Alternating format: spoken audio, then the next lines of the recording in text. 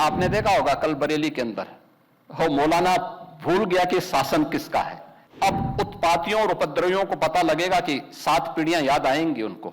कभी कभी बुरी आदतें जाती नहीं लोगों की, तो उसके लिए उनकी डेंटिंग पेंटिंग करवानी पड़ती है कायदे से। हमने कहा जाम नहीं होगा, कर्फ्यू भी नहीं लगेगा, लेकिन कर्फ्यू का सबक तुम्हें ऐसा सिखा देंगे कि तुम्हारी आने वाली पीढ़ी दंगा करना भूल जाएगी। दंगे होते थे, दंगाइयों को मुख्यमंत्री आवास में बुला के सम्मानित किया जाता था, दंगाइयों की अवभगत होती थी।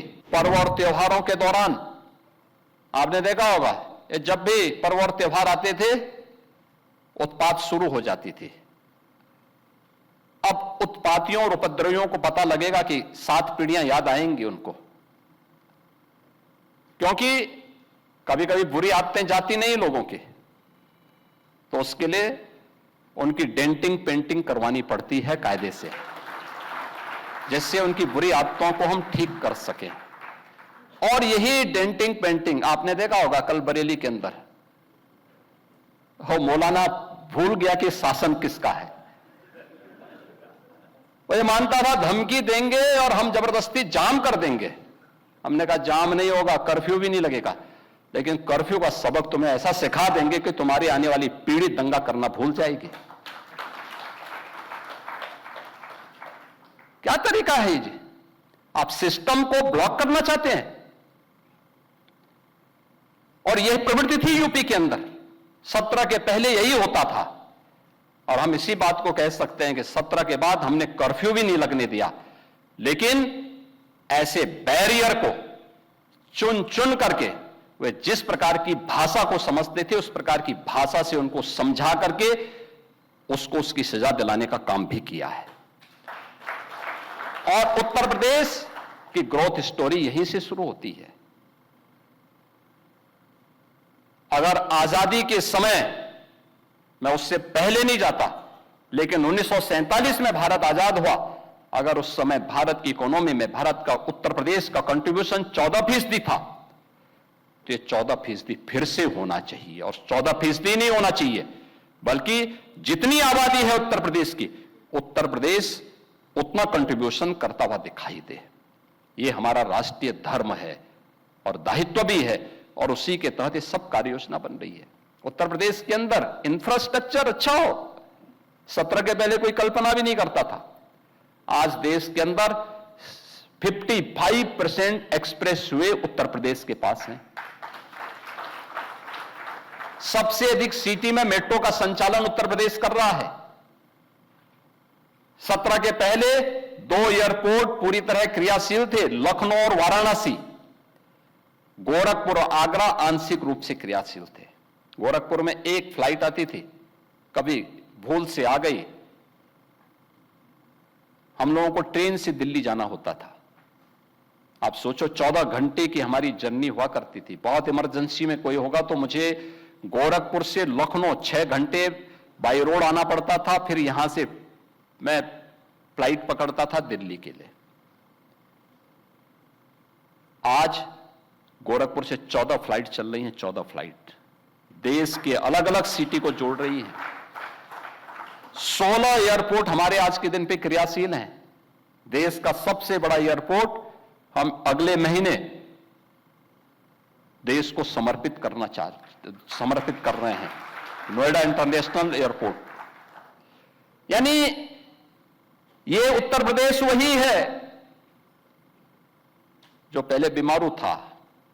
बीमारू था नहीं, बीमारू बना दिया गया था। बीमारू मानसिकता वालों ने इसको बीमारू बना दिया था। ये बीमारू मानसिकता वही है जो परिवारवाद और जातिवाद है, ये बीमारू मानसिकता है।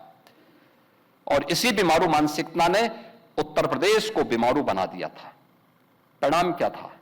दंगे होते थे, दंगाइयों को मुख्यमंत्री आवास में बुला के सम्मानित किया जाता था, दंगाइयों की अवभगत होती थी,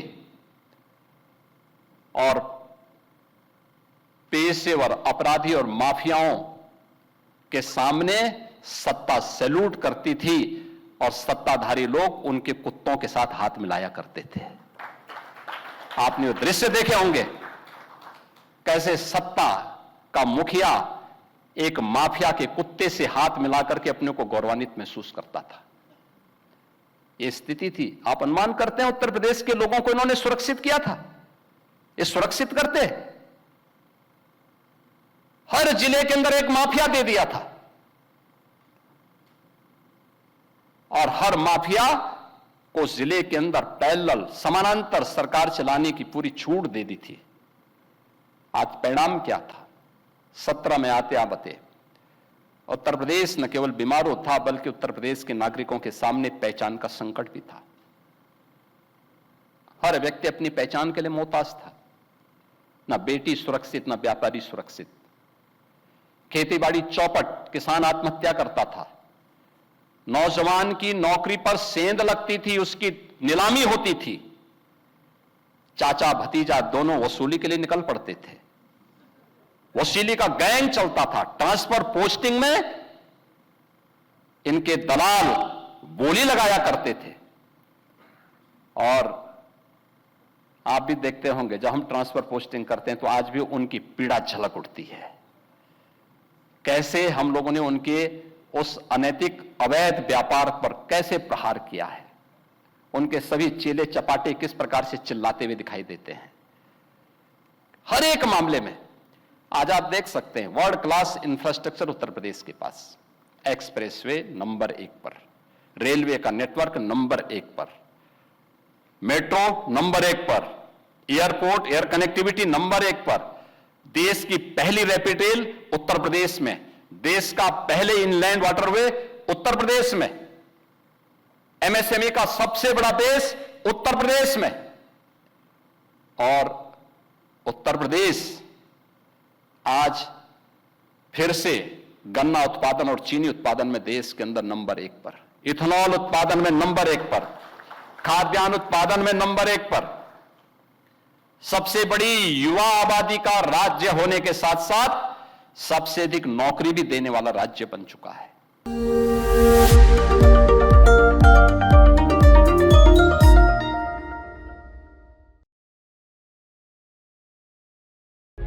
प्रभातखबर.com, विश्वास वही, रफ्तार नहीं।